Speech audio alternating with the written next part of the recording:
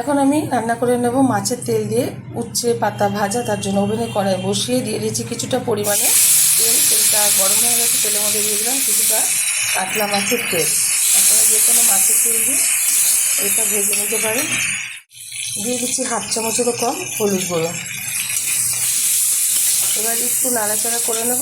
এর মধ্যে কিন্তু আমি একটু আলু ব্যবহার করব, নাহলে কিন্তু ভালো লাগছে না। মাছের তেলটা একটু নাড়াচাড়া করে নেওয়ার পর দিয়ে দিচ্ছি টুকরো করে রাখা আলু, ভালো করে দিয়ে পরিষ্কার করে নিয়েছি। দিয়ে দিচ্ছি দুটো চিড়ে রাখা কাঁচা লঙ্কা, দিয়ে দিচ্ছি পরিমাণ মতো লবণ।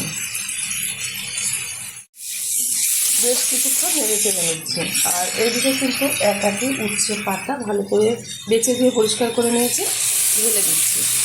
অনেকেই কিন্তু এই উচ্ছে শাক খেতে জানে না, যারা জানে না তারা অবশ্যই আবার ট্রাই করুন। আশা করি গরম ভাতের সাথে ভীষণ ভালো লাগবে। ভালোভাবে নেড়ে চেড়ে দিচ্ছি। খুব ভালোভাবে উচ্ছের পাতা আর আলুটা ভেজে নিয়েছি, হয়ে গেছে। নামিয়ে ঢেলে দেবো একটা পাত্রে।